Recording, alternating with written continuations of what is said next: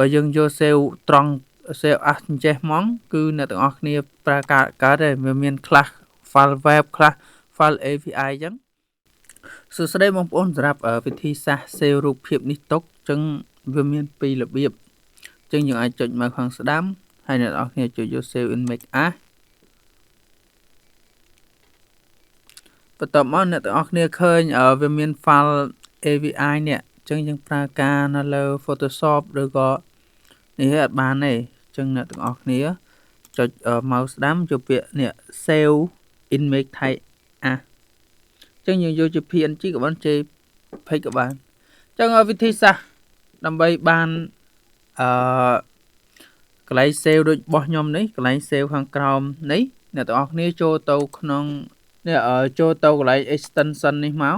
ហើយយកពាក្យ extension manager បន្តមកទៀតអ្នកទាំងគ្នាចុចយកកន្លែង store នេះហើយអ្នកទាំងអស់គ្នា search ពាក្យថាsave នេះ save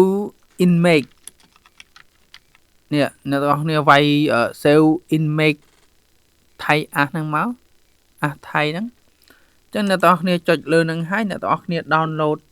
តឡើងវាទៅដោយសារខ្ញុំតឡើងរួចហើយអញ្ចឹងខ្ញុំអាចនេះរបស់វាក៏មានប្រាប់ដែរនេះយើងចុចយកពាក្យ save in make as ហើយយកថៃមកមាន PNG PNG JPEG អញ្ចឹងនេះគឺជារបៀប save in make សម្រាប់ដែលយើង save នៅលើ website គឺបើយើងយក save ត្រង់ save as អញ្ចេះហ្មងគឺអ្នកទាំងអស់គ្នាប្រើកើតទេវាមានខ្លះ file web ខ្លះ file API អញ្ចឹង VI អញ្ចឹងយើងពិបាកប្រើ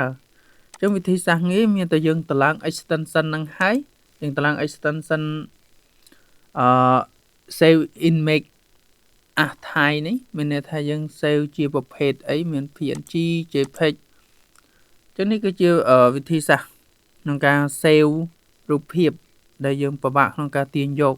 អញ្ចឹងយើងអត់ប្រើកម្មវិធីច្រើនទេយើងប្រើតែ extension នឹងមួយទេអញ្ចឹង extension នេះគឺសម្រាប់លើ Google Chrome អញ្ចឹងអ្នកទាំងអស់គ្នាមាន Google Chrome អាច download ប្រើបានហើយអញ្ចឹងអរគុណច្រើនអ្នកទាំងអស់គ្នាបានទស្សនាវីដេអូនេះ